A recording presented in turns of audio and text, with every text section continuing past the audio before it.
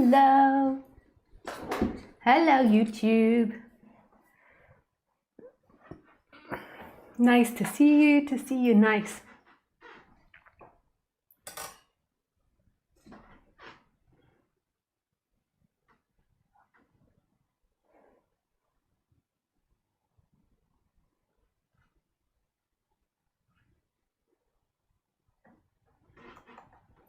How are you all today?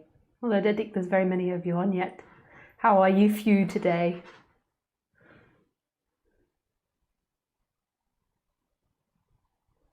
Everybody is out in the sunshine. It is very hot here, but not as hot as it has been actually. It's cooled down. I looked at my thermometer and we're at 33 Celsius now.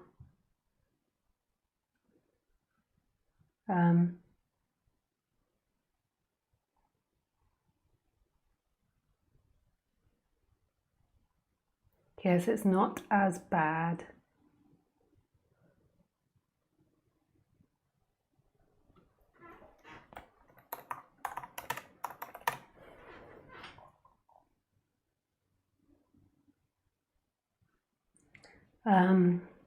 But yesterday, or the day before, I think it got up to 41 here.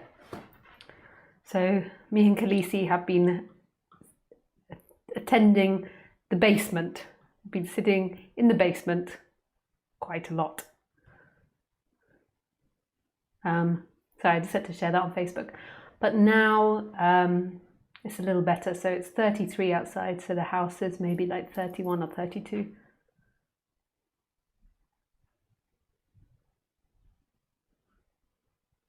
Maybe I'm still not in the middle. There you go. So if I just spontaneously combust with water and start sweating everywhere, you know why, that we're quite hot here in the south of Europe. Or maybe it's not the south of Europe. The middle of Europe.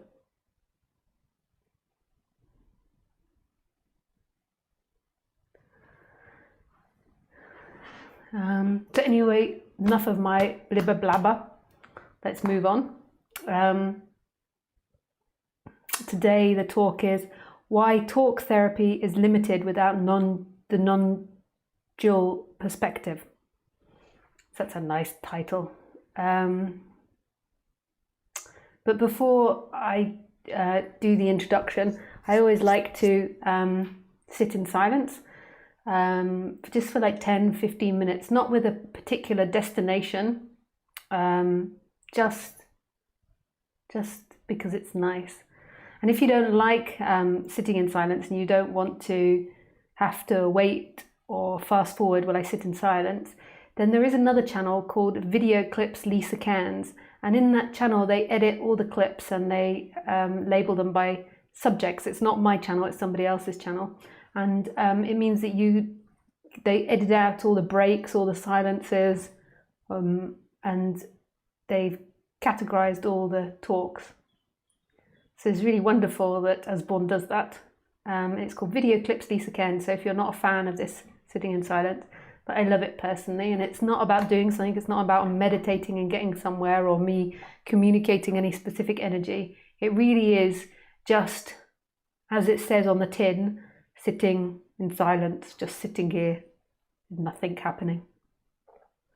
And I'll just give you the intro now. So if this is the first time, before I sit in silence, if this is the first time you've been on live stream, then the way that it works is you ask questions through Skype, and my Skype address is lisacairns12. You can find it in the box below, and you just send me a message on Skype or you call in.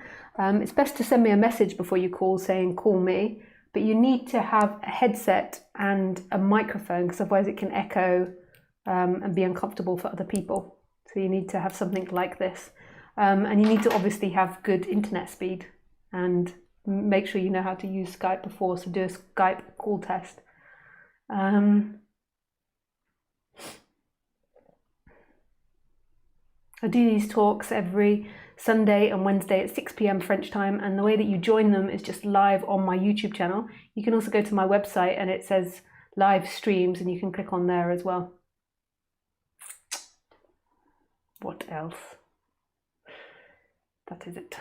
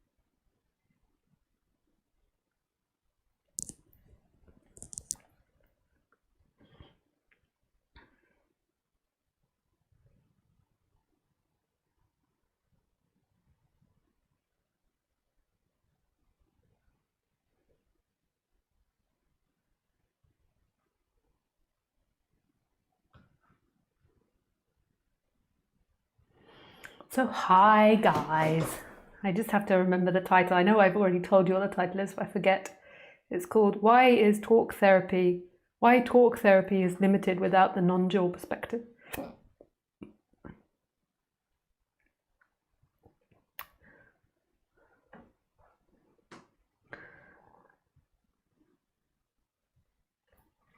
So I think first of all, we'll talk about what non-duality is, just to be clear, like what the difference is between non-duality and therapy. Like sometimes, often people get the two muddled up, so they believe that that therapy is part of non-duality in a way. Like often, so if you're in an organization or if you're in a group, often it's about releasing emotions to get to non-duality, that somebody has to see beyond themselves or see beyond their dynamics to get to non-duality, and it's them that gets to non-duality. But actually, that's not the case. So let's talk about what non-duality is. Non-duality is the realization of who you truly are. It's so hard to talk about.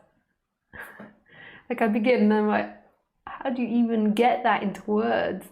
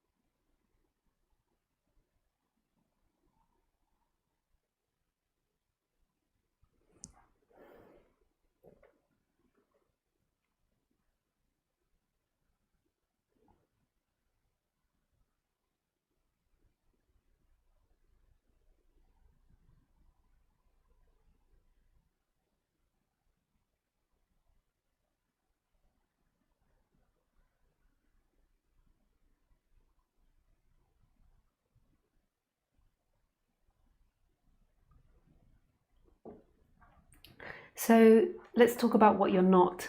So most people think that they're a body sitting listening to me talk. This is something I talk about a lot. And that they're sitting on a seat and they're looking out of their eyes and they have a life. They've come from somewhere, they're going to somewhere, and they live on a planet, or they live in a country, they live in a world, on a planet, in a solar system, and they are somebody. And that somebody incorporates all of those things that were talked about. And that's not actually who's experiencing. That is an experience appearing, so there's no need to deny that person. So it is an experience happening, but it's not actually the experiencer. So that's quite fundamental. Like that difference, that the belief that you are somebody, a soul, a separate entity with thoughts, feelings, ideas, ambition, tragedies, traumas, money or no money, poverty or rich, a home, family, that person is experiencing to nobody is experiencing. Nobody, not a thing, is experiencing. So isn't that really cool that you assume that your personality, your soul is looking out of your eyes and that's who's experiencing? Whereas actually there's something beyond that that's looking out. There's something that's the most intimate sense of being that's always been here, but yet there is also been like locked with it this identification with form. So identification with personality, thoughts, feelings, ideas, past, future, possessions. And so your essence, your beingness is so locked in, people call it identified with form, that it's impossible to separate them out. So when I suggest that, it seems like, what? How could there be nobody experiencing now? Of course there's somebody experiencing. It's me and I'm in here experiencing. And this possibility, this other possibility that it's something else, seems alien to that person. But notice, that person that rejects this or likes this, that thought and that idea is appearing. Your choices, your thoughts, your feelings are appearing, and they're being watched, you could say. There's something that's experiencing them. So they're not the experiencer. Like, you have an idea that pops up, like, I don't know what she's talking about. So that thought pops up and it's like, and there's something that knows that. There's something that's always there that knows these thoughts, these feelings, these ideas. And these thoughts and these feelings, ideas aren't always here looking out. So the idea that you're a rich person isn't always looking out. That can't be who you are. The idea that you're a good person isn't something that's always here. So it can't be who you truly are. It's something that comes and goes, and it's dependent on who you're around. If you're around lots of angels, then maybe you're a bad person. If you're around lots of like murderers, then you're a good person. So it's not a fixed thing. But yet there is this experiencer that's always here, that's absent of any of those qualities. It's so profound, it's absent of any quality. If you were going to give it qualities, you would say it's experiencing, if that is a quality, and love. But that's it.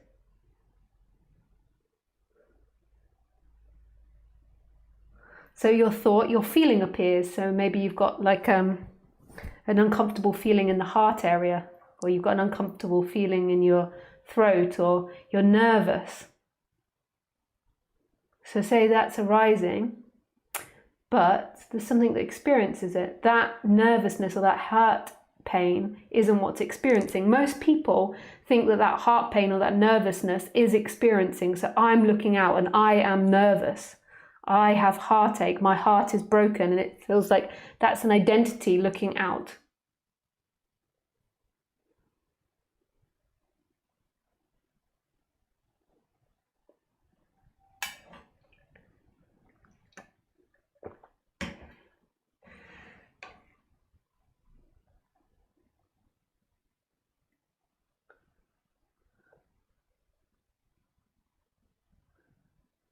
So that's not who's looking out now.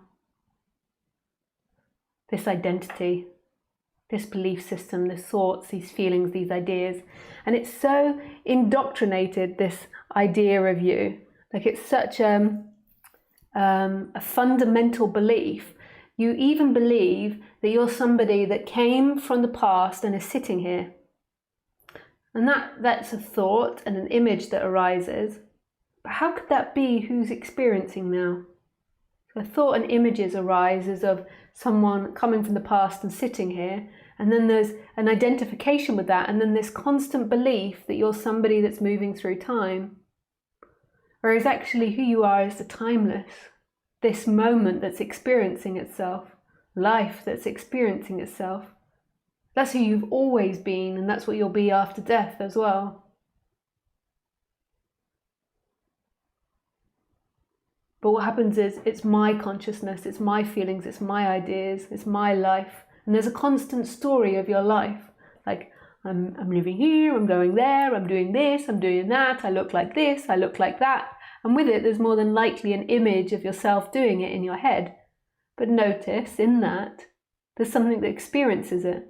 So therefore, that person you believe yourself to be, that you're telling yourself you are, cannot be the experiencer. It's an experience. Isn't that magical? Isn't that really profound? Like, who you believe yourself to be isn't you. It's an experience that comes and goes. And it comes with this body. This body has an identity. So somebody calls its name Lisa, and it's like, yes, that's me. So the body has an identity, it has a personality, it has a character, it has likes, it has dislikes, it has memories, it has friends. There's all these different things. But that isn't the experiencer. That's a functioning of the body that's appearing in this. Actually, the experiencer is no thing appearing as everything. You could say consciousness, because most people call it consciousness in non-duality. But in the end, it's actually deeper than consciousness. It's deeper than looking. Like in the end, it comes down to mystery. It's unknowing of your essence.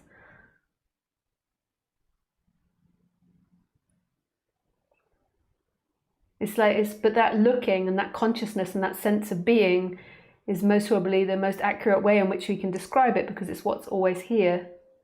And when describing it, the looking, the experiencer, there is no difference between the experiencer and that which is experienced. So it's a very good way in order to communicate it.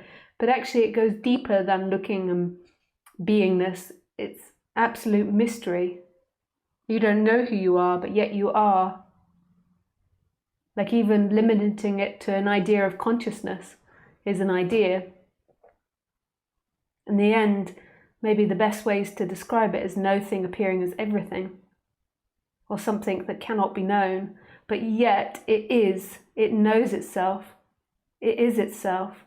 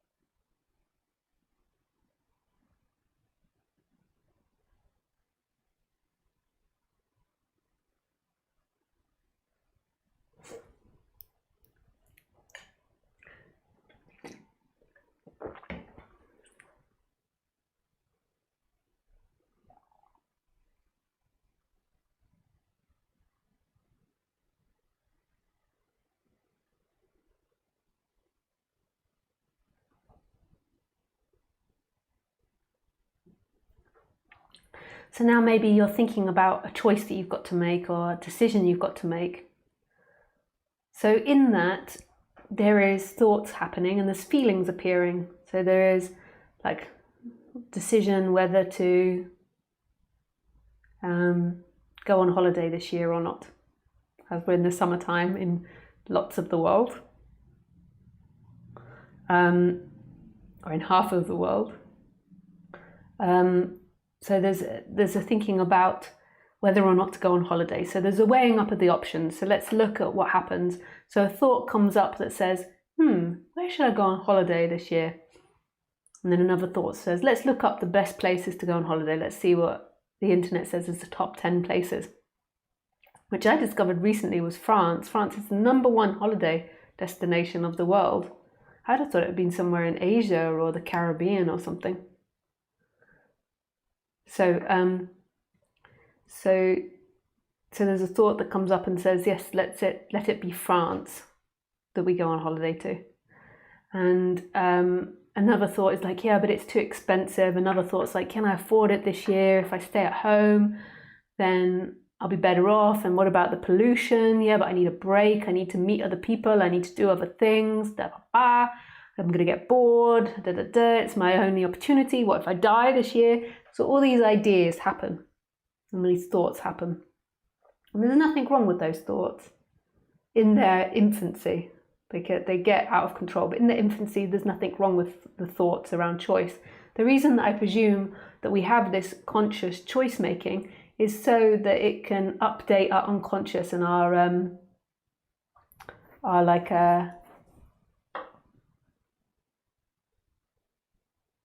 unconscious decision making.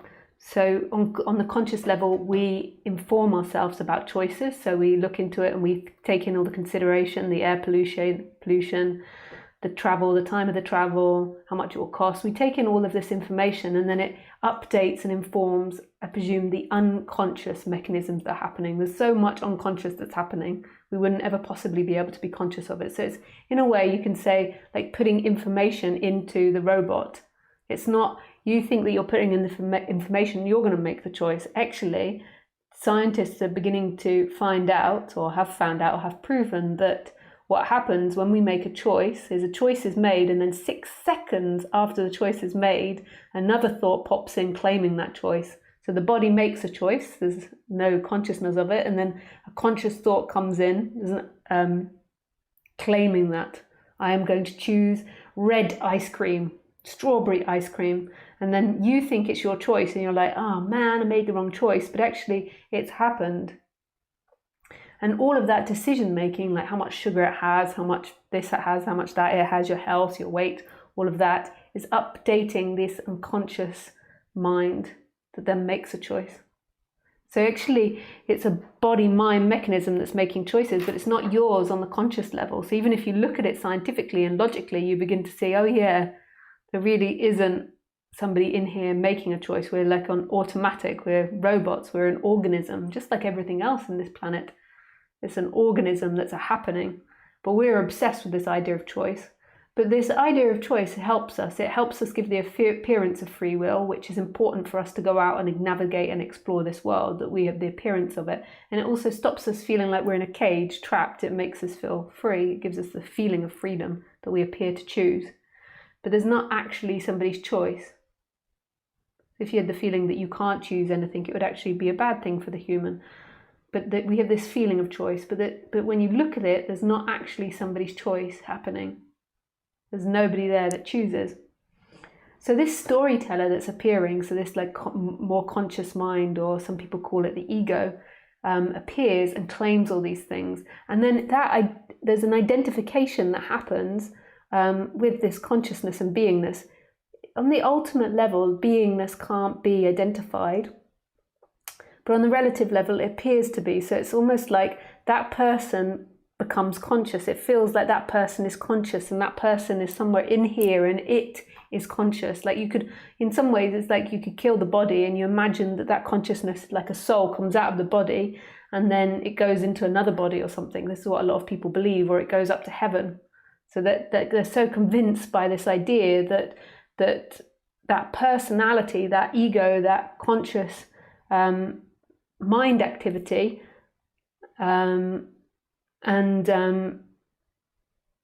consciousness are one and the same thing. Whereas actually there is consciousness, there is experiencing happening, and in experiencing there is this personality struggle that has thoughts and ideas. When they do this, when there is the identification, this is what I call suffering, and what I suspect the Buddha called suffering as well, and lots of other spiritual teachers call suffering.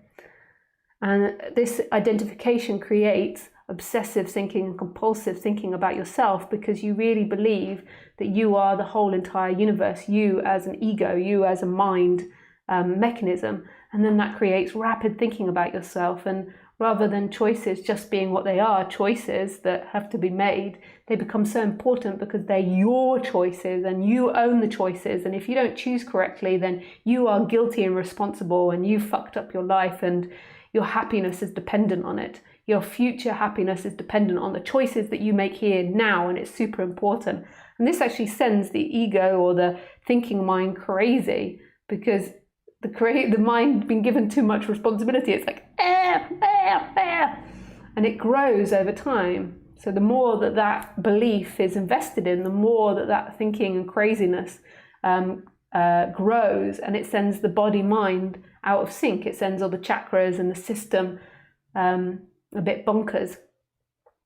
And this is suffering, this constant looking into time and believing that you're a time-bound entity, which isn't true. It can't be true. Like if you look at the identity of who you think yourself to be, you'll realize that it only happens in time. But time is a human creation. It's not an actual fact.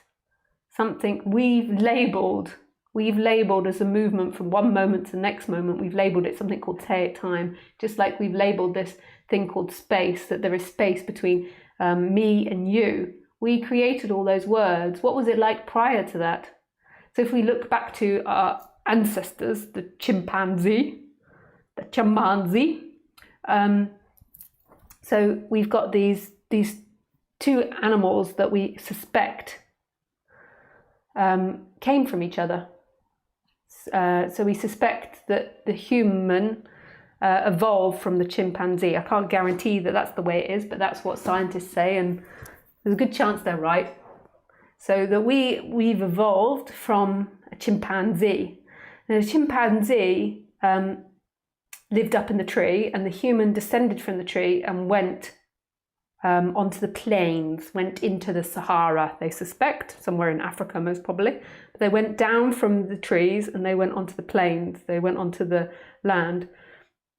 The chimpanzees, they have the ability to imagine, but they don't have complex language or complex instructions. They can do certain things, so they have a certain level of intelligence higher than a lot of other animals, and they have self-awareness as well, but they don't really have a language like we do, and they don't have that greater skills at the perception of time and the ability to use time to help their survival. To them, their strength and their capabilities in the tree is enough for their survival. But when the humans came down from the trees, the humans needed to fix a lot more obstacles, because the humans weren't so strong on the ground. Like the up in the trees, the chimpanzees were very strong. They had a lot of force. They had a lot of dominance. They were in big packs, and they could go from trees to tree, and they had strong ability to survive. But when they started going down and walking on the ground, there wasn't so much protection. So when they went away from the trees, they didn't have the ability of height, the ability of that strength to go through the trees and protect themselves from wild animals. So what they had to do was they had to develop their problem-solving skills, which chimpanzees had to an extent. You see chimpanzees opening things and using tools to some extent, but the humans had to develop them a lot more in order to survive. So they had to begin to think about things like time and how to do things in time. Like they had to strategically plan to kill their animal, rather than the chimpanzees would plan it to an extent, but very limited, in a very limited way.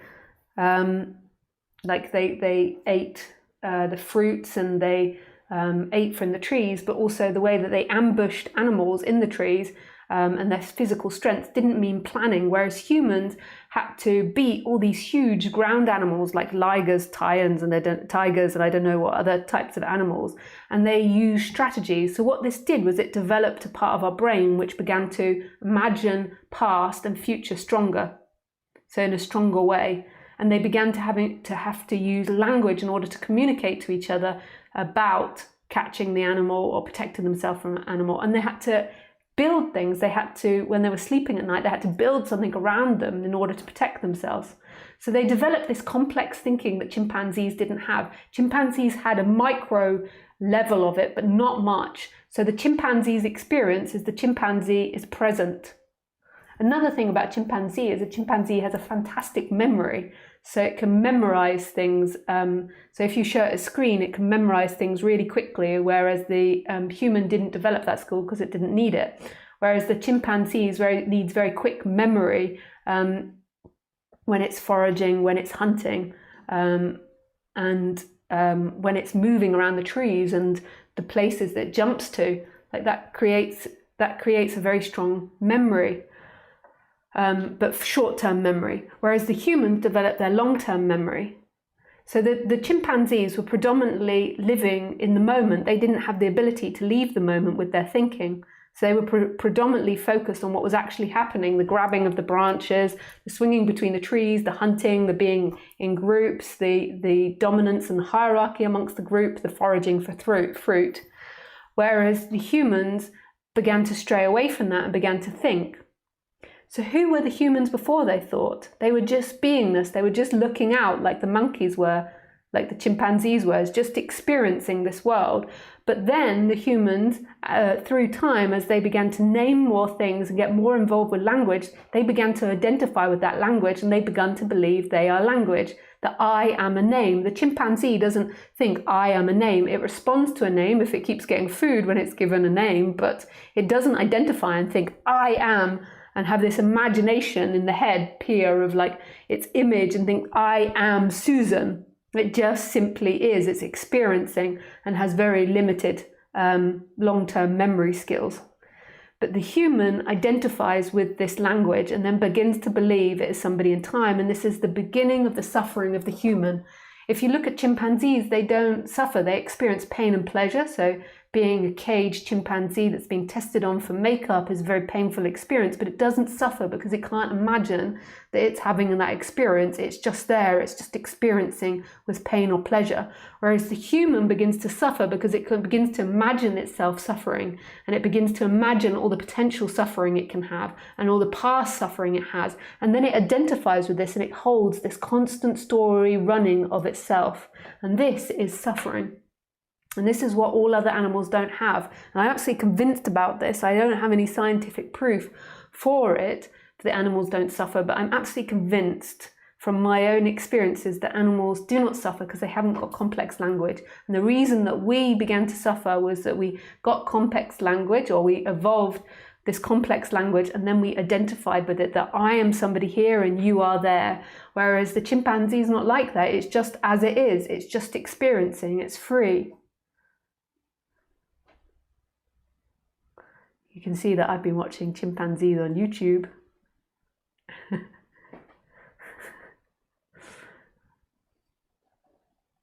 The fascination. I love animals. I do enjoy it. And the identification with being something that's moving in time. Time isn't your essence. It can't be your essence. We made it up. It doesn't exist in the chimpanzee world. Your essence is that which is present, which is here, which is now, which is looking out. And in that is forming a story. And the identification is the problem. So now we've cleared up what non-duality is. Let's go to therapy. So why talk therapy is limited? Because in talk therapy, you're always circling in yourself. So I think it's great to get a better self, to have a more healthy self. And sometimes I wonder and I think that if you don't have a certain regulated, healthy self, then it's impossible to listen to non-duality. But that's unknown. Again, there's been no scientific experiments on that, and I don't know if that's true, but it seems like if somebody's deeply suffering with their personal self, with their life choices, with their situation, with their thoughts, with their ideas, with their belief systems, and they're constantly putting themselves in danger, that suffering, it could split someone open, but more than likely what it does is it just makes their suffering more and more tense as the years go on, and they shut down more and more to life. So balancing the person, I think to an extent is great. So looking at your childhood experiences, looking at the belief systems that these bodies have, looking at what you're telling yourself on a daily experience.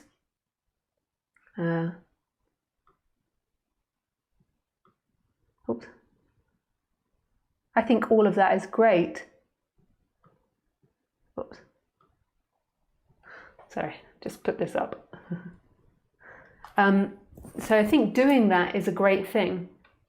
Understanding why you think things, seeing the pattern in it, seeing how impersonal it is that your thoughts and your behaviours are similar to your parents and you're acting out in different ways, and being logical about it, and understanding the correlation between the thinking mind and the body. A lot of talk therapies don't do that, but some do. Some practitioners do a lot more energetic work, but correlating, like when you have a feeling in your body, to the thought, because in the end I think the body tells the truth, whereas the thoughts lie. So knowing what your body is actually saying and what feelings you have in your body is super important to understanding the structures and the beliefs and the thoughts of the personal self.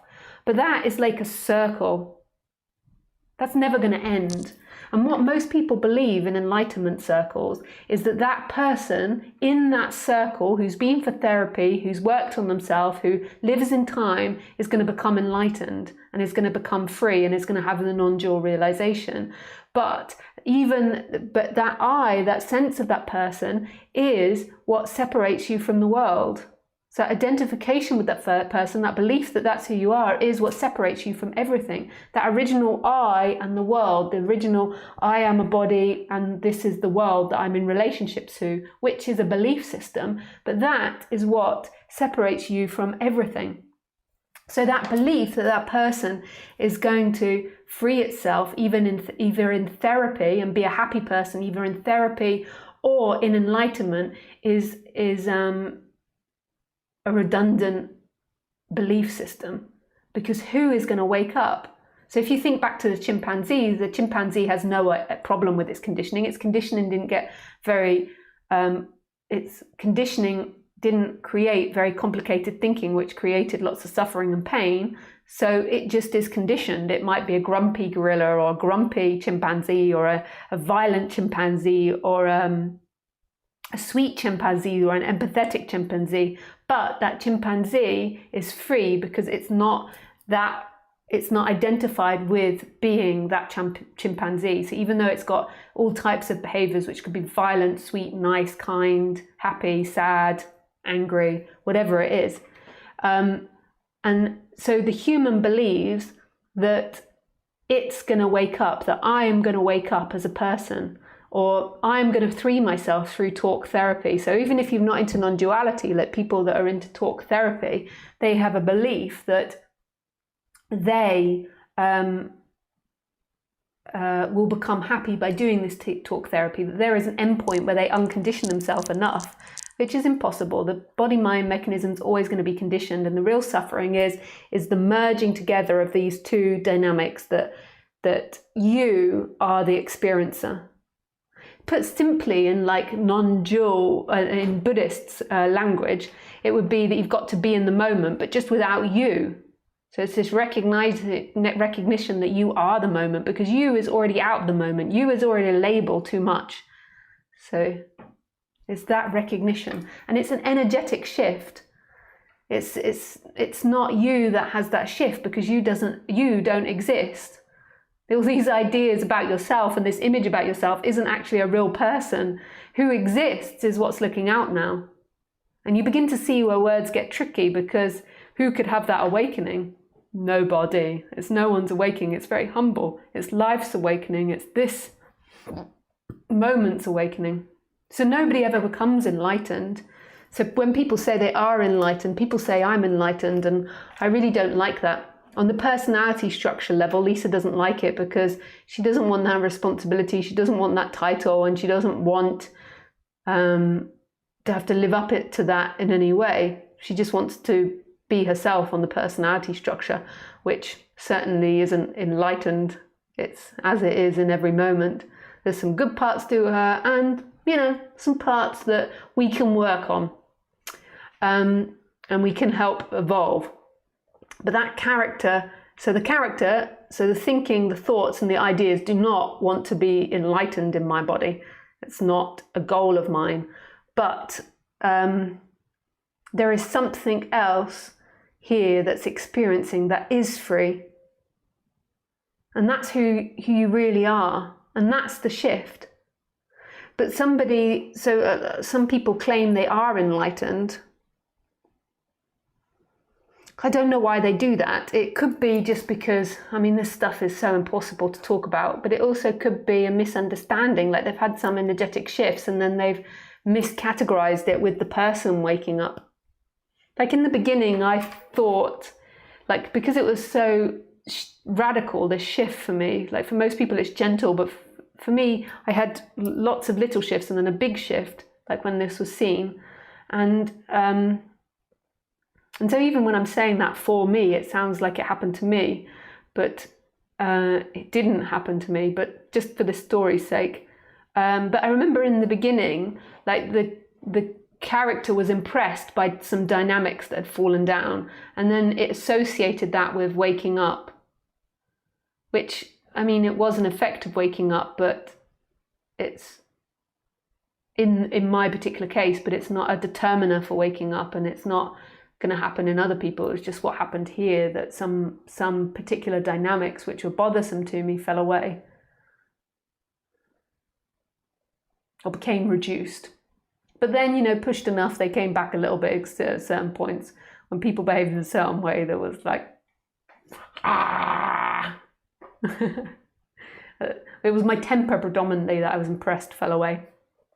And it's like my temper, I used to have you know, like get angry not that regularly, like once or twice a month, like big anger, like blame would come up and nastiness. Whereas that fell away a lot, but I still get it. Not like I did, but I still get angry with people, behaviors, or my behaviors or life. Still get angry. Can be frustrating, this experience sometimes. So on both sides, you could say that like non-duality taught without reconditioning, I would be skeptical of. I used to teach non-duality without really reconditioning, and I realized that there was beauty in that, just having pure non-duality. But I also realized that it was disastrous for some people. There was only a very small percentage of people that were ready for it. And as a speaker, how do you determine that? Like if you're speaking publicly, but because it's a disaster if the personality structure tries to heal itself through non-duality. So the personality structure tries to give itself therapy through non-duality. It's good for the personality structure if it does this practice of moving back to the I am and stuff. Like, so if it's too identified, moving back to the I am. But doing that all the time is a spiritual bypass and repression. You do need to look at other dynamics of the personality, but it can be helpful. It's like a pattern to stop the mind like spinning off into all types of dramas. But you know, telling yourself there is nobody when you're having an argument or when you're trying to make a life decision is hopeless. I know that people are telling themselves that to relax it, but I think that you should be looking at what the dynamic is in the body rather than trying to relax it. When I was communicating the pure non-duality in the beginning, though, I was just communicating out of love, and it wasn't about how people responded to it. It was just love that wanted to come out and be expressed, which is super beautiful. But then as I worked with people and as an empath, I realized that, you know, saying that to certain people just wasn't productive for them. And then also I had these experiences in life where I got my ass whipped, and it broke something. It changed something, and something else was opened up. And I feel like now as a speaker, it's more balanced, and I feel very happy with that balance, that I'm happy to work with people inside the dream and inside their issues, but then making it very clear that that person doesn't wake up and that who you truly are is beyond that. And that the person can go between two. It can listen to the non-duality when it feels like it, and then it can listen to more of the personal stuff when it feels like it.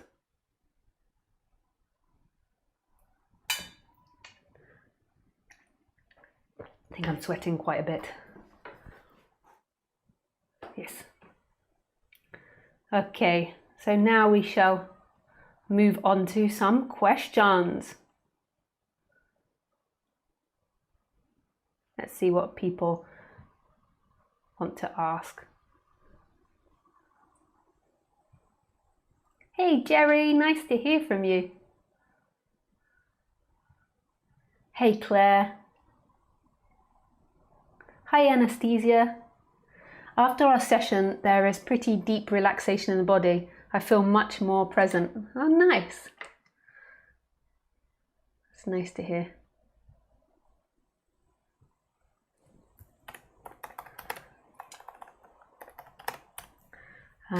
Claire, what did Claire have to say? Hi, dear Lisa, big hug from Vienna. So happy to be here with you. Thank you so much. With pleasure, Claire. Hi, Thomas. Hi, Lisa. Hope you're doing good in extreme heat down in France. Only 33. Yeah, 33 is nothing from 41. Like once you get over 35 here, because there's, yeah, even if it's windy, it doesn't make any difference because it's not near the ocean. Even if it's windy, it just is hot air blowing. Hi, Osborne. Thanks. I'm looking forward to new stream. It's always so exciting to hear what's coming. Oh, nice, Osborne. Hi, Vanessa. Dear Lisa, several friends of mine had near-death experiences, and they crossed to another realm where they experienced unconditional love, meeting angels, Jesus, and beings of light. They were not religious before, but now they're utterly confused. Please advise what really happened. I don't know what really happened. There could be infinite realms. Like in Buddhism, there's lots of realms. I used to be a practicing Buddhist, but I've forgotten how many realms there was. Is it 7? But then I think there's many more that can go on from that. Like there's lots of maybe little ones, I think.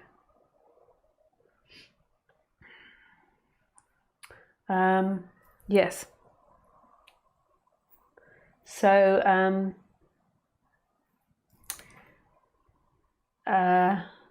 I don't know what happened in their experience. There could be infinite realms. The love and the looking as the two things that stay consistent. So the love and that experiencing are the two things that are consistent. And those aren't limited to a body. So in their near-death experiences, there were still those two dynamics. But yeah, there could be infinite realms. Why not? There could be parallel universes. I'm a big fan of sci-fi.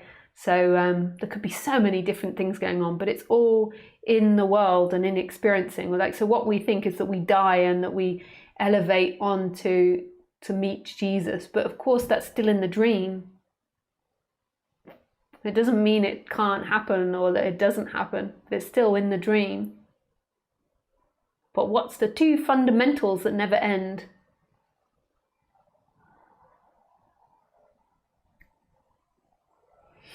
And that's home, knowing that. So whatever happens in this world, that is home.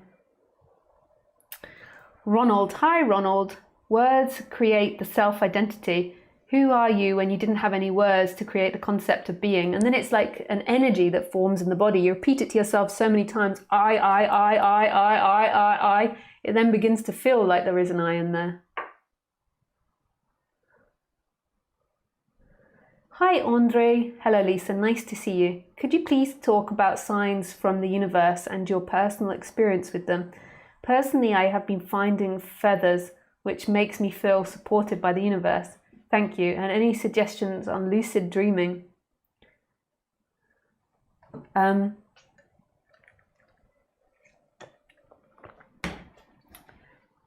Signs from the universe. I remember that they teach that in the Course of Miracles, that you look for coincidences and signs. And it is true, if you look for coincidences, you will see it.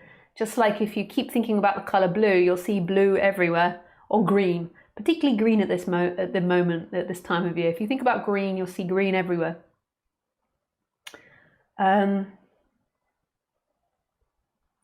Yeah, and they really concentrate on this, like on this element to the teaching of like concentrating on magic and the miracles.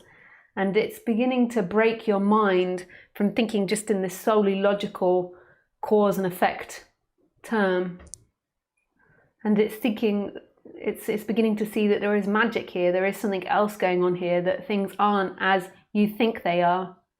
And you also can begin to see like how strong the power of thoughts is. That if you put your attention to the color green, then all you see is green. Or if you put your attention to being nice, then all you see is nice people. If you put your attention to seeing bad people, that's all you see. If you put your attention to seeing the number 222, then that's all you see. And that breaks a perspective, that shifts something. And that, I think, can be really positive on the human level, because it can make you feel more connected and remember that this is a magical, not logical, this reality is that. Any suggestions on lucid dreaming? I've never done lucid dreaming. I've known people that have done lucid dreaming and it sounds amazing, but I've had the impulse, but I've then never done it, like never wanted to do it. I've had the experience where I've woken up in a dream, but it wasn't like proper lucid dreaming. I just knew I was dreaming and then quite quickly I woke up. And I think again, that can be really magical experiences and like even awakening experiences, because you're like, who is dreaming this dream? And the first thing that happens normally in lucid dreaming is that you begin to act out all your wants and your desires. So you begin to realize that it's your dream and that you can do anything, and then it's like pleasure, pleasure, pleasure, pleasure, pleasure, pleasure, pleasure, pleasure, pleasure. And then after you've got over the pleasure, then you begin to ask yourself deeper questions and you begin to experiment psychologically and have more profound experiences. At first, it's mostly sex for people. Or maybe, I'm not sure about that. Maybe that's just for men. Maybe for women it's different. I don't know. But yeah, who is dreaming this dream? And in a way, it is the same in this reality. It's just the belief that you as an ego are creating your reality as a lie, but you as consciousness, you as God, you as the source is creating everything spontaneously, not as a thought.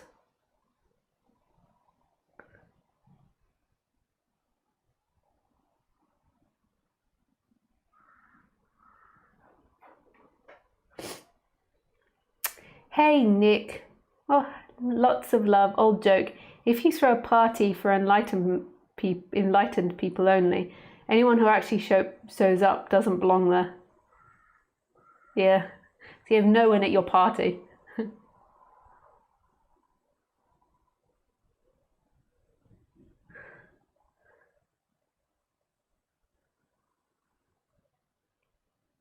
Dear Lisa, I love you. You are like the best sunshine. Thanks, Susie. I can't imagine what it's like the other way around. Like, I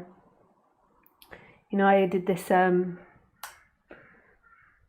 I did this whole search before it was on YouTube and before it was more publicly accessible. So I can't imagine what it's like watching someone give talks on YouTube. Hi, Laura. This is an interesting talk, Lisa. So do you think being an empath is a melting away of this person we thought we were, the ego self, and we have this more fluid feeling and seeing of environment, including others? It's a shift from personal self to more experiencing of what is. Deep suffering brought this. And I also think you're right that therapy is helpful in this process. I've been in therapy for years and I find it has helped me to shed a lot of suffering, pain and false beliefs. And I find that continuing the therapy is helpful, like peeling an onion and shedding any sense of self.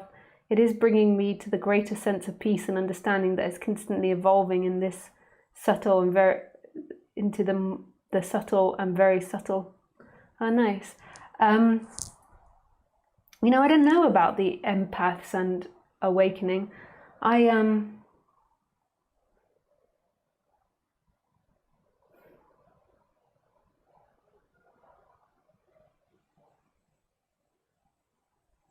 think that empathy is like a biological reaction in the brain. And lack of empathy is also that. And so therefore I don't think like somebody that has an awakening or a shift necessarily has empathy. And I don't think it's like I don't think that experience of empathy and that big expansiveness where you are, everything is the same thing.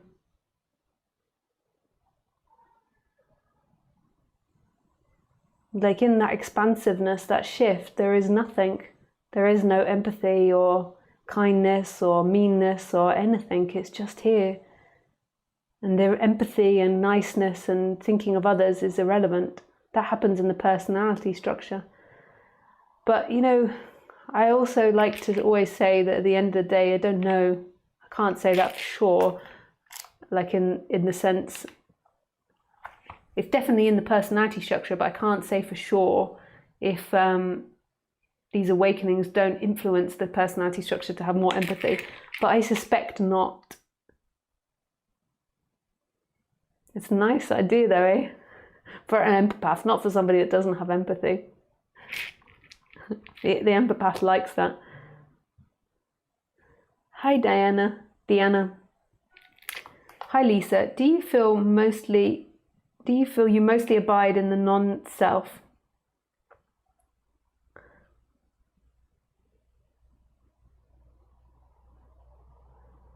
I feel there's one topic that brings me out of that nice peaceful space. I guess what I'm asking is, should I just let that subject be watched by me till it burns out?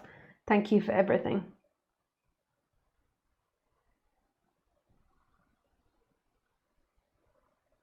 Yeah, just watch it, put your attention to it, feel the feeling of it, and recognize it. I don't really look at it like, do I abide constantly in it or not? It's there, that space and that freedom is there, and in that personality structure arises, and old seeking patterns or old ways of being can arise that's limiting, and then they change and they expand, and sometimes Lisa works on herself to be a bit nicer, but then there's this other thing. That's not who's looking, that's not who's experiencing, that is an experience. And I don't even think about if I'm there or not, or even if there's real deep pain coming up.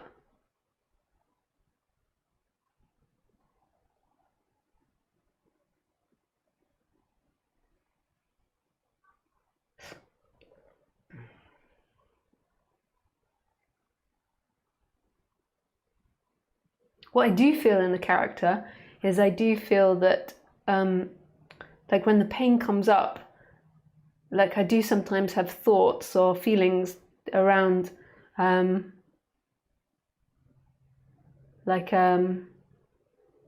want to make sure that people know that I experience painful feelings and have old stuff or difficult stuff coming up. So there is this feeling that comes up of like over conscientiousness, or it's just the empathy thing of always wanting to be like absolutely truthful. And I think people project onto me that I never have that, or that an enlightened person never has that. And that is in no way the way that I teach or the way that it's experienced here. So if anything comes up, it's like this pain that I would mislead in any way or not communicate that in any way. But that's the empath part of Lisa. Always wanting to be like overly honest. And the thing is I most probably make myself sound like a real neurotic, like on the internet, like when I'm always saying I have this come up, like more so than I am, but I'd rather that than in any way being deceptive. Hi Jim, hi Lisa.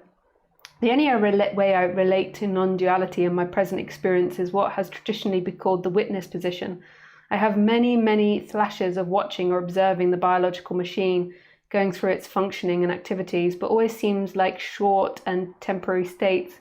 Yeah, and that's what it can feel like, and then something shifts where it's just there all the time, and it's so ordinary and so simple, and it's not effort, and it's not anyone doing it, and it's not anyone remembering it, or it's not anybody knowing it. It just is there. Something changes.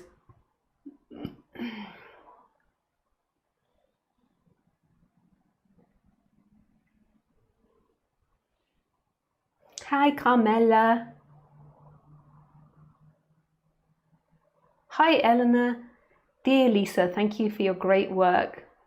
Oh, with pleasure. I have to be careful not to hit my microphone. With pleasure. I do my best on the human level, and then on the absolute level, it's just a happening. Okay, I try to give it to constantly expand the way that I speak, to try and make it more fluid and more not comprehensible or understandable as such, but more inclusive. Like, I mean, I think that the understanding bit is out of my control. Like, I remember when I first heard non-duality after years and years of Buddhism and Eckhart Tolle, when I heard like full non-duality, I was like, you what? What was that again? Who's the finger pointing at? Me!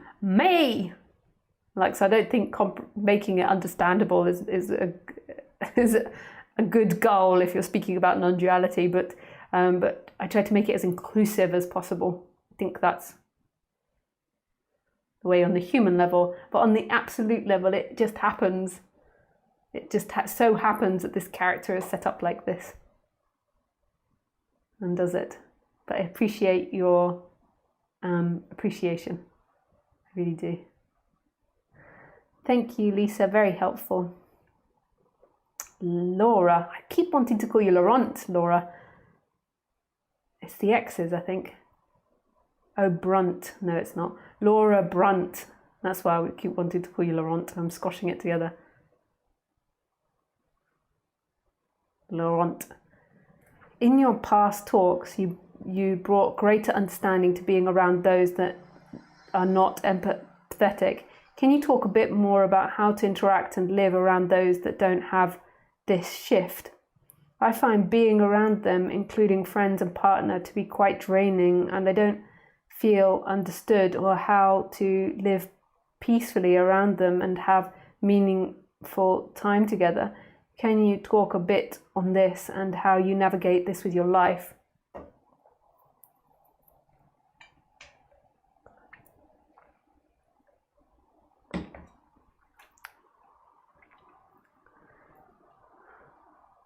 I don't think that I've necessarily got it set up perfectly on the human level. For me, the fundamental dynamic for me is honesty. And I think that has got to, I think it's a character trait, it's part of being an empath, honesty. But then I think it's also that, like, what I'm trying to allude to when I say honesty is that you kind of give the reins back, you kind of give the reins over to life and let life speak through you. And that's very honest and very heartfelt. It's very true to that character. It's like speaking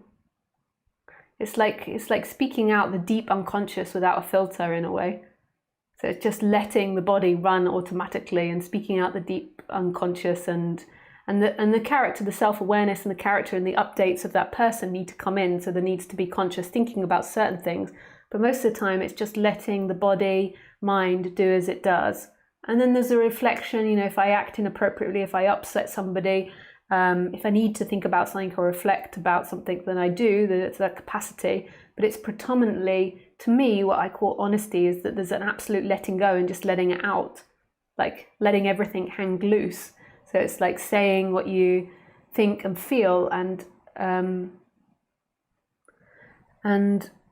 I find that in that, Lisa's not nasty, actually. Like, I don't know if, like, when we totally let go and we're not always identified with this illusion, I don't know if characters are necessarily nasty. I do make mistakes though, and I do selfish things, and I can be nasty to people, but predominantly by accident. It's not for a plan of wanting to put them down or wanting to be better than them. It's predominantly accidental. Not that that's an excuse. And when I say accidental, I mean it's like an conscious mechanism that's just kind of appearing and doing its dance. And so that's what is predominantly important for me is that honesty and being around people that can take that. And that doesn't mean that I'm enlightened. It means that I can be a crazy motherfucker if that's what's called for. So like craziness comes out. Like I have to dance around the house going, meh, meh, meh, meh, meh, meh, meh, meh, or I have to shout because the washing's been rained on, motherfucking cunt, or I get angry, or I get impulsive, or I do stupid things, or it's really like surrendering to that, like giving life over, like really giving life back to that unknown place where it comes from. It's really trusting. And to me, it's about trust. So what does that mean about the people I'm around? It means that I predominantly want to be around people that can take that. So that means that mostly I want to be around people that are into this subject. So it's about being around people that I can trust and feeling that they can accept that side of me, which isn't an enlightened, nice, wonderful person. It's this machine. It's full of everything. So and it also means that there can be conflict, but that we can both look at that conflict together, and like in the moment there might be heat, but we can like separate and then come back to that issue and look at it in a reflective way and calm down from it and work past it and look at how to improve that situation. So that's my criteria for the people that I surround myself with, is to feel like I can be myself. And that's a feeling that I have in my body. And I don't know why it is. Some people I can and some people I can't. It could be that they're identified. It could be that our personalities just don't work. Who knows? More than likely, they're going to be into this subject to be that open. But I'm always open to the unknown. Who knows at the end of the day? So that's my criteria, but that's also not always possible. So there are family members and people that I'm around where my character's not welcome. Like my character is welcome at a small amount. It's a limited. Like, I mean, this is quite intense, like this character in a way, because for a lot of people, they want to talk shallowly, and I'm happy to talk on a shallow level, but only on things that I'm interested in. Like, so, you know, I couldn't spend much time talking about shoes or clothes. We can do a brief amount of that. And I will try my best if, say, my mother loves shoes, so I'll try my best to put energy into like talking or looking at shoes with her. But it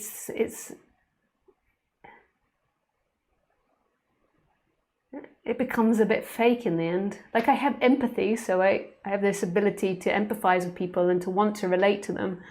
But it's better that I surround myself with people that I have similar interests with as well. So I normally always like to be deep about everything and to like really think about things. So if we're going to talk about politics, I'm happy to talk about politics. Then it's like not on a superficial level, and the same with most things. Like there have to have that feeling that our conversation is expansive.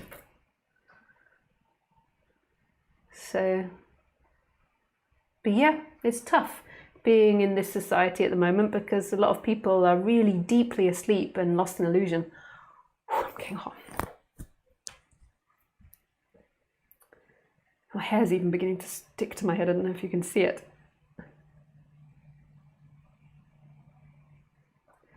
Whew.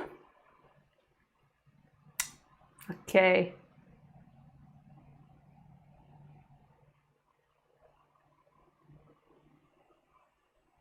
Hi Lisa, isn't it possible to realize the true self without having the shift that most spiritual speaks refer to?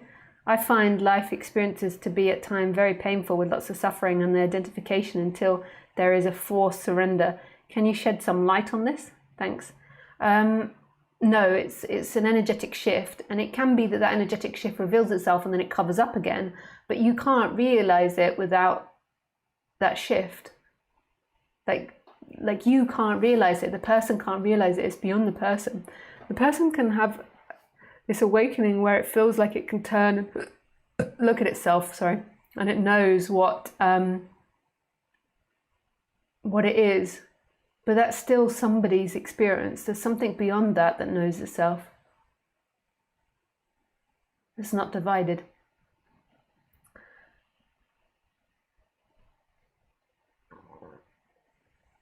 So I find life experiences to be very painful. But if we look at things logically on the human level, I'm sorry I'm fidgeting, I'm very hot, and every time I put my feet up I'm getting stuck to the seat. So I'm fidgeting, I suppose, to keep myself cool. Which most probably doesn't work. So let's look at this painful and pleasurable thing. So logically, we're not going to be in pleasure 90% of the time. That's what most people hope for. So most people hope that in their life they're going to be in pleasure 90% of the time, or 100% of the time, and that's what they think a happy life is, that I'm in pleasure for 90 to 100% of the time. But that's not logical. If we logically look at it, we're more than likely going to be 50-50. Let's look at the way pleasure and pain is set up. So pain is an indicator that there's something you've got to move away from, and pleasure is the indicator that there's something you've got to move towards. And then we've also got this logical thinking that like watches over us as well. Like if we're going towards addiction, like the heroin, like pleasurable, or the alcohol. Actually, you don't snort heroin. You go, I think.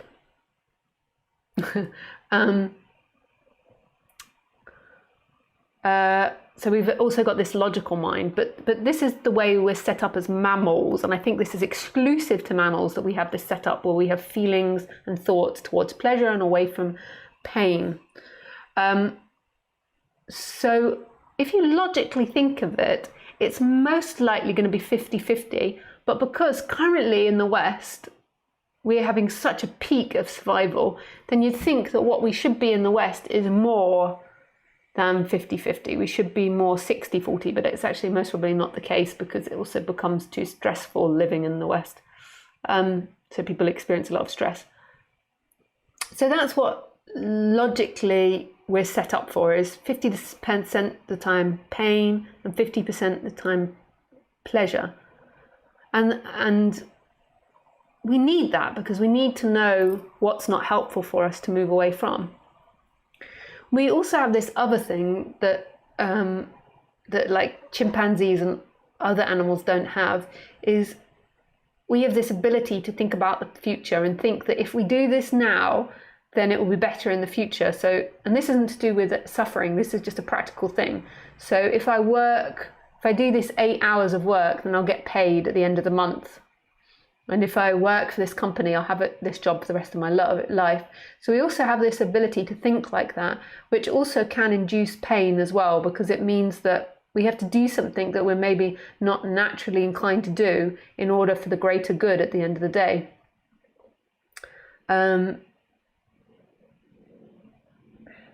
So maybe as modern animals, we do actually experience more pain than pleasure because of that factor.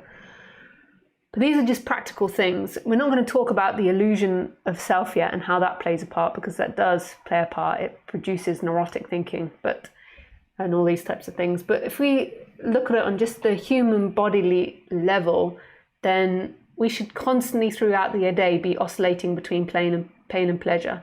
And our body, if it's balanced, should be able to navigate around this world without causing too much havoc and craziness, and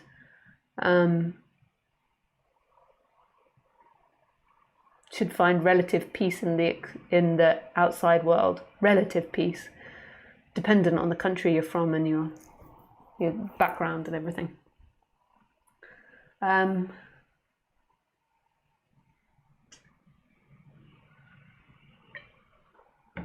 So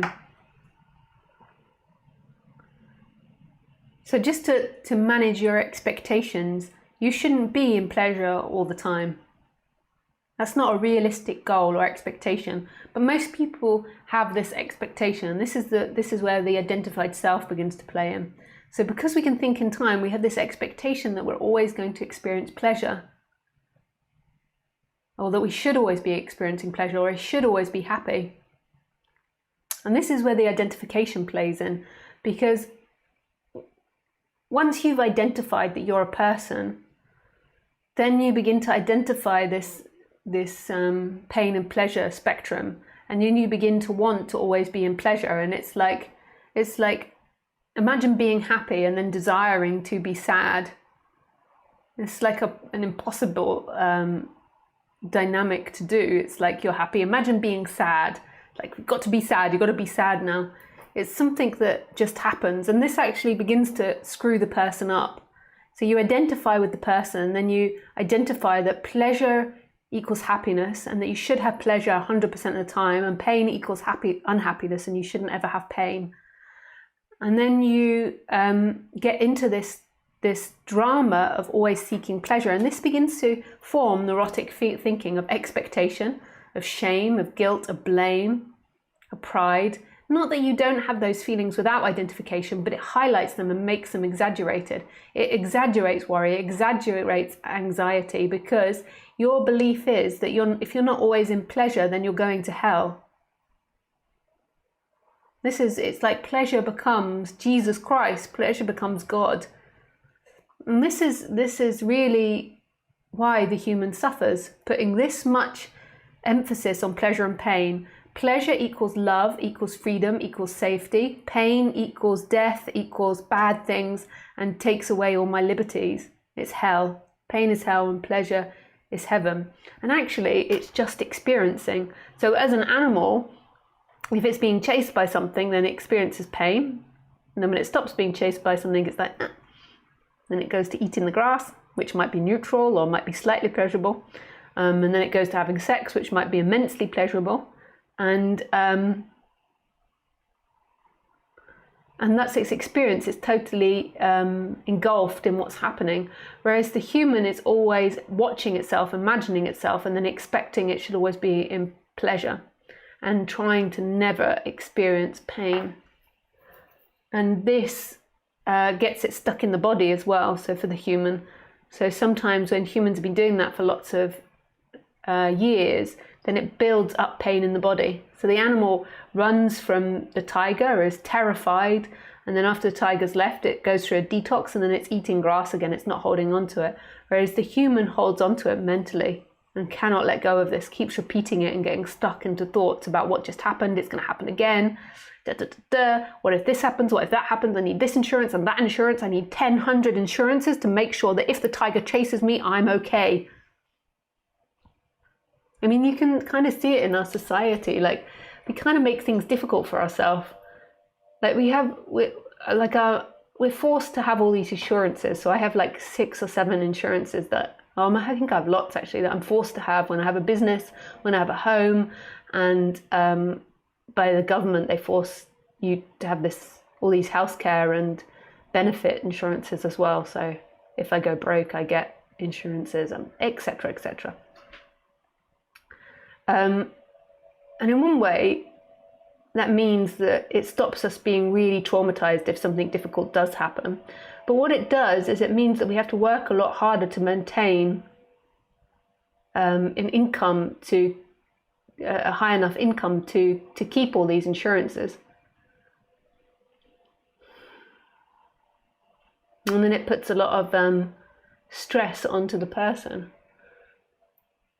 And we're terrified of experiencing people dying, of people not having hope, of people not having health care, of people not having drugs or medication, or people not having 85 years or 90 years of life.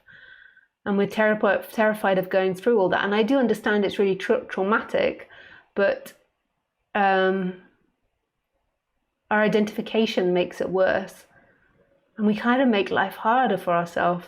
It means we all have to work harder, which then produces stress chemicals. But I also understand that the impact on society, if you have like 10% or 20% of people really traumatized by things they've seen, from not having all these insurances and not getting the treatment that they need, or not having somebody to help them rebuild their house, that then this can create havoc in society, because then these people go deeply into suffering, and as they go deeply into suffering, they'll do really hateful things. or they'll be a big drain onto society. So I forgot what the original question was.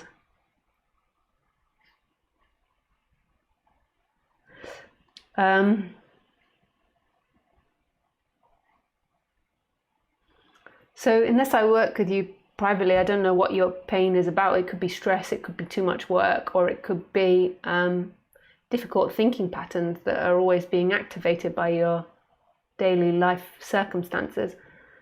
But the main problem is the identification with that. But sometimes that needs to be looked at in order for there to be a release of that identification.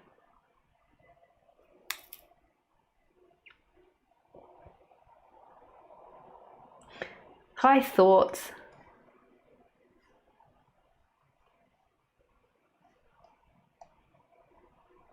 There is a longing in my body to calm down, to find the absolute rest, and I'm looking to get that from sex and romantic experiences, but I also know it won't work in the end. I wish I could find this rest right here. It is right here. But your body does crave, the body does desire naturally to have romantic and sexual experiences. There's nothing wrong with it, but you're not going to find what you look for in it. So it's great that you see that.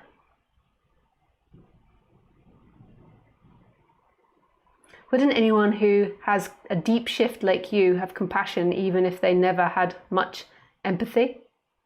A big sticking point for many around non-duality is what about all that are suffering? Innocent children, animals, etc. If we'll be numb to that when we see nothing is real in the dream. Well, I'm certainly not numb to it, but my experience is that there are people that seem to have this shift that are numb to it. So I just think that we can't make any judgments. I don't know what it looks like in other people. And compassion is a human thing. It's not the absolute, it's not, life is compassionate in the sense that it holds and supports everything as it is right now.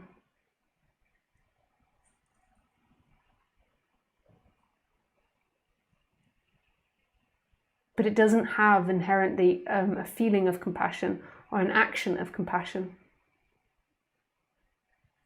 I don't know what it manifests like in all these different body types. Who says a sociopath can't have an awakening? That's what happened in one of the Buddhist stories that I've told many times.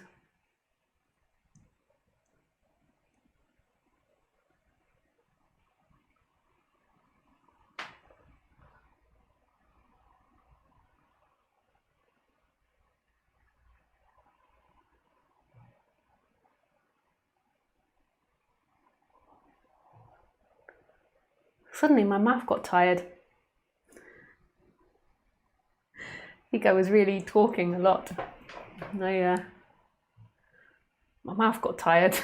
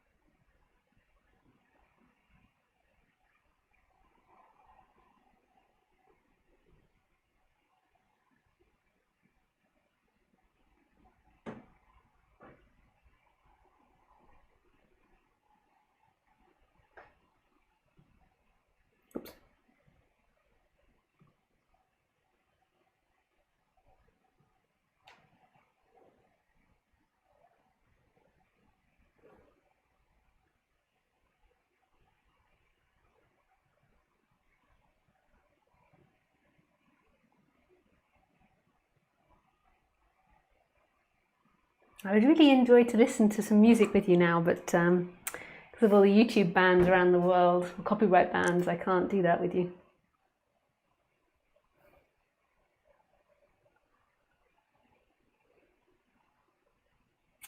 But maybe that's enough for tonight. I've been talking a lot. I forgot to advertise, so let me just do my advertisement for events coming up. Next week I'm at No Mind Festival. You can look that up, No Mind Festival in Sweden. In 2 or 3 weeks time I do a talk in London, in Notting Hill. You can also find that on my website. And then in August I do a retreat in northern Germany near Hamburg on the Baltic Sea. So you can also join me for that. Thanks guys, I wish you well and I send you lots of love. Have a beautiful evening. Bye. Oh, and by the way, for those that listen regularly, I will not be streaming this Wednesday. I will not be streaming. So I shall see, and I won't be streaming next Sunday actually. I'm in Sweden. So actually you have to check my website. I think it'll be a couple of weeks before I stream again. So check my website and on Facebook page. Thank you. Lots of love. Bye.